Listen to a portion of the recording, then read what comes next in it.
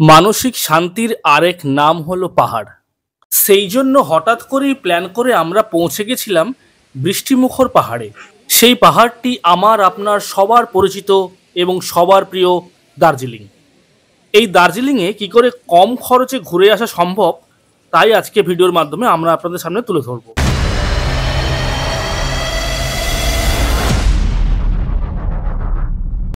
আমরা প্ল্যান করেছিলাম Malda town station থেকে আমরা দার্জিলিং যাব।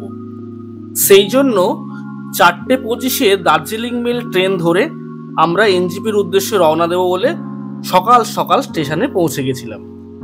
মালদা টাউন স্টেশন থেকে এনজিপি স্টেশন অবধি এই দার্জিলিং মেলের স্লিপার ক্লাসের ভাড়া হচ্ছে 200 টাকা করে। আমরা স্লিপার ক্লাসের টিকিট কেটে মাত্র 4.5 ঘন্টা জার্নি, যেহেতু সেই জন্য আমরা রওনা দিলাম এনজিপি স্টেশনের উদ্দেশ্যে। এছাড়াও এই মালদা টাউন স্টেশন থেকে আরও যে ট্রেনগুলি এনজিপি যাওয়ার উদ্দেশ্যে রওনা দেয়, সেই ট্রেনগুলি হলো সন্ধ্যা 7:35-এর শতাব্দী এক্সপ্রেস ট্রেন নাম্বার 12041, যার মিনিমাম ভাড়া হচ্ছে 825 টাকা এসি চেয়ার কার।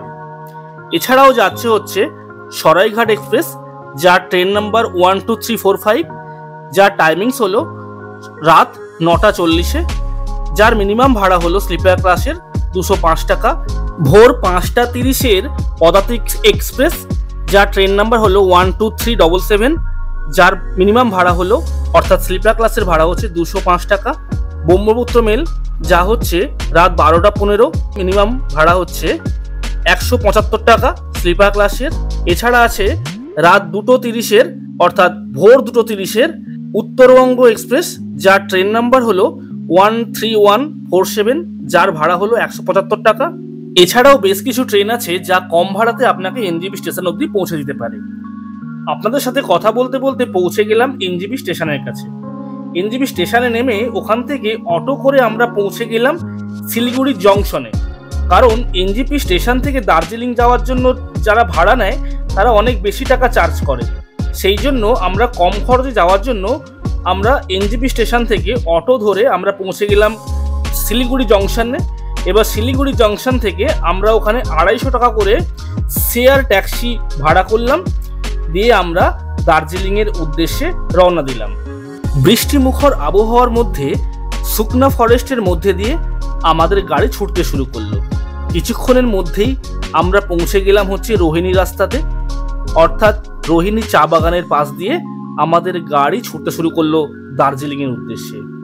কিছুক্ষণের মধ্যেই আমরা দেখতে পেয়ে গেলাম পাহাড়, যা মনে এক আনন্দের সৃষ্টি করলো দূর থেকে পাহাড় দেখার উদ্দেশ্যে। আস্তে আস্তে করে গরম থেকে ঠান্ডা অনুভূতি হওয়া শুরু হলো, আর আমাদের মনের মধ্যে আস্তে আস্তে করে আনন্দ প্রস্ফুটিত হতে শুরু করলো। শিলিগুড়ি থেকে ঘন্টাখানেক আসার পরে প্রচণ্ড বৃষ্টি পাই, এবং বৃষ্টিতে দেখতে পাই কিছু মরা বানর, যারা এই জলের মধ্যে দিয়ে ভেসে এসছে।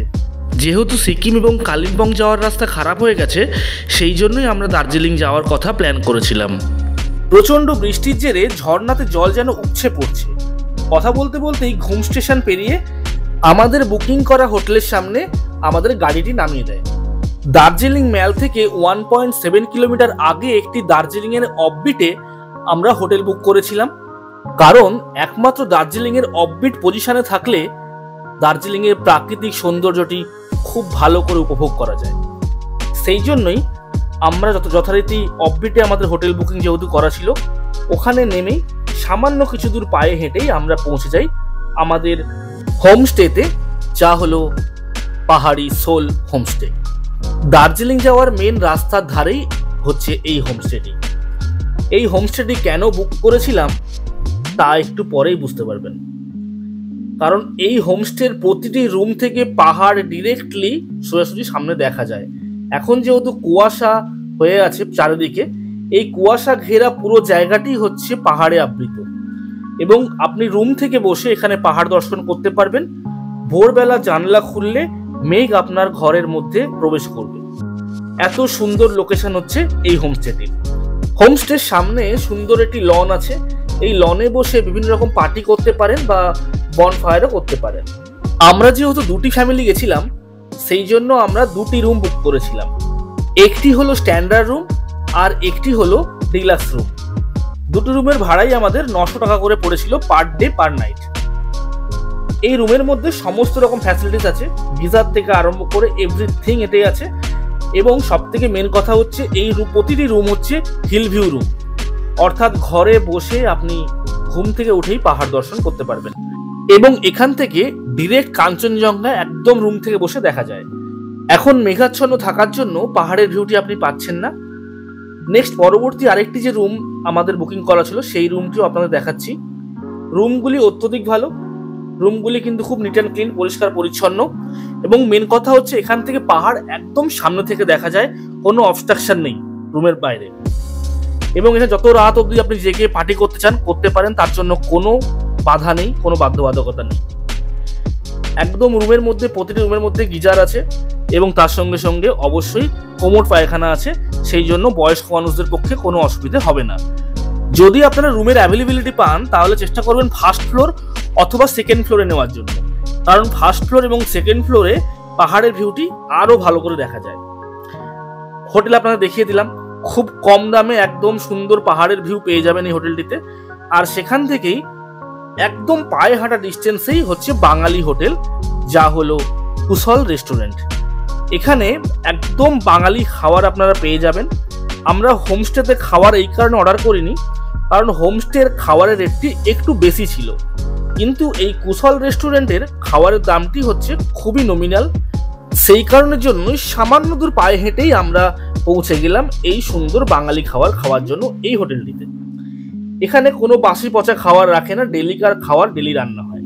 আর এই হোটেলের সামনে দিয়েই সুন্দর টয় ট্রেন যায়, এবং যে হোটেলটি দেখালাম সেই হোটেলের বারান্দা থেকেও বসে আপনারা টয় ট্রেনের আনন্দ উপভোগ করতে পারবেন হোটেলে থেকেই।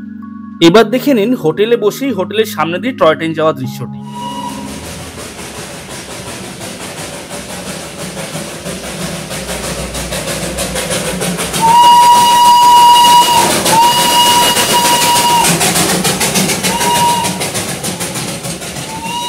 সারাদিন জার্নি করে দার্জিলিং আসার জন্য সেদিন দুপুরে খাওয়া দাওয়া করে আর কোথাও না বেরিয়ে বিকেলে একটু ঘুমিয়ে নিলাম।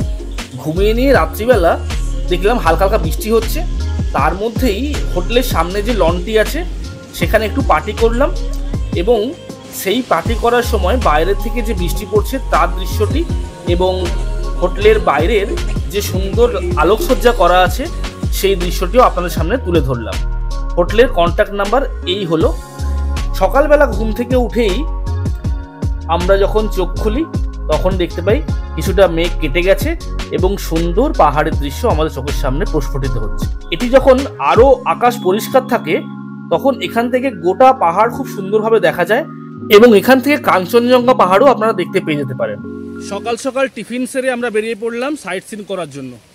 আর সাইট সিন করতে গেলে যেহেতু গাড়ি লাগবে সেই জন্য আমরা এই হোটেল মালিককে বলেছিলাম যে গাড়ি অ্যারেঞ্জ করে দেওয়ার জন্য। তো হোটেল মালিক গাড়ি অ্যারেঞ্জ আমাদের করে দিয়েছে।